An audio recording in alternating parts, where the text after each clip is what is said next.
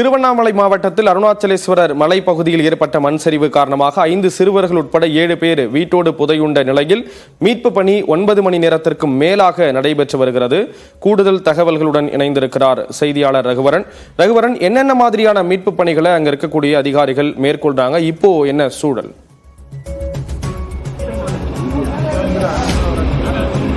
இரண்டாவது நாளாக தற்போது வரை இந்த மீட்பு பணிகள் நடைபெற்றுக் கொண்டிருக்கக்கூடிய நிலையில் திருவண்ணாமலை மலைப்பகுதியில் அந்த குறிப்பிட்ட அந்த வீடு இருக்கக்கூடிய பகுதிக்கு பார்த்தீங்கன்னா அந்த ஜேசிபி உள்ளிட்ட எந்த வாகனங்களும் வர முடியாத சூழ்நிலை இருந்தது.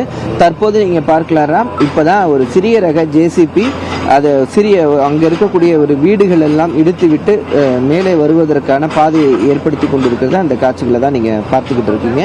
இதுல இருந்து ஒரு 100 மீட்டருக்கு மேலதான் அந்த சிறார்கள் சிக்கி இருக்கக்கூடிய அந்த வீடுகள் இருக்கு. அங்கே அந்த மீட்பு பணிகளும் நடைபெற்றுக் கொண்டிருக்கிறது. இப்போது நம்ம ஒளிப்பதிவாளர் விவேக் அவர் காட்டுவார், நீங்க பார்க்கலாம். ஒரு காங்கிரீட் வீடு இருக்கும். அந்த வீடு முழுவதுமாகவே மண்ணை கொண்டு மூடப்பட்டு இருக்கிறது. அந்த வீட்டினுடைய வாசல் பகுதியை தேடிதான் தற்போது அந்த மீட்பு படையினர் தோண்டிக்கிட்டு இருக்காங்க. அந்த இடத்துல தான் அந்த சிறுவர்கள் விளையாடிட்டு இருந்திருக்காங்க. விளையாடிட்டு இருந்த சிறுவர்கள் ஏதோ மண் தண்ணி நிறைய வரதை பார்த்துட்டு அந்த வீட்டுக்குள்ள அவங்க பதுங்கியதாக சொல்லப்படுகிறது. அங்கேதான் அவர்கள் சிக்கியதாகவும் சொல்லப்படுகிறது. அதனால அந்த அவங்க நின்றுட்டு இருக்காங்க பார்த்தீங்களா, அந்த காங்கிரீட் வீடு, அதுக்கு கீழே தான் அந்த சிறுவர்களும் உள்ளிட்ட 7 பேர் சிக்கி இருப்பதற்கான வாய்ப்புகள் இருப்பதாக கூறப்படுகிறது. அதனால் அந்த இடத்தில் தற்போது தொடர்ந்து அந்த தேடுதல் பணிகளை தற்போது இந்த மீட்பு படையினர் தொடர்ந்து நடைபெற்றுக் கொண்டிருக்கின்றன.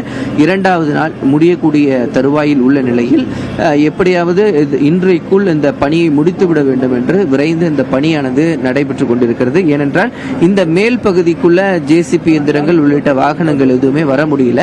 அதனால மீட்பு பணிகள் துரிதமாக நடைபெற்றுக் கொண்டிருக்கிறது. ரகுவரன், இப்போ மீட்பு பணிகள்ல ஏதேனும் தொய்வுகள் ஏற்படுறதுக்கான வாய்ப்புகள் இருக்கா? அது மாதிரி ஏதாவது சூழல் இருக்கா? ஏன்னா காலநிலை எப்படி இருக்கு? மழை பெய்வதற்கான வாய்ப்புகள் இருக்காங்க? என்ன மாதிரியான முயற்சிகள்லாம் மேற்கொள்ளப்படுது?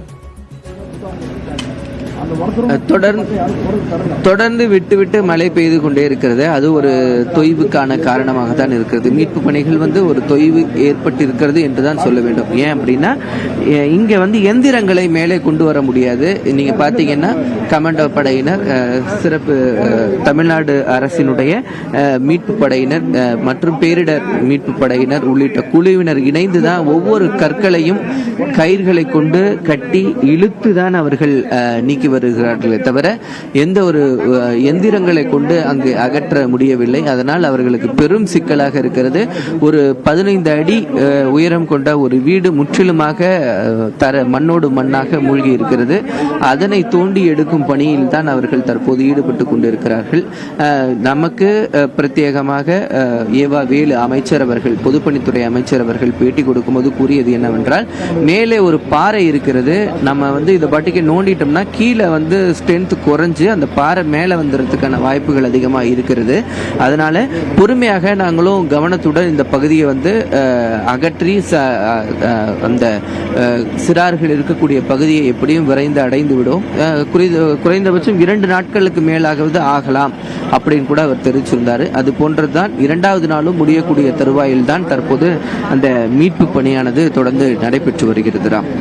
மீட்பு பணிகள் தொடர்பான விவரங்களை கொடுத்தீங்க. நன்றி ரகுவரன். விவரங்கள்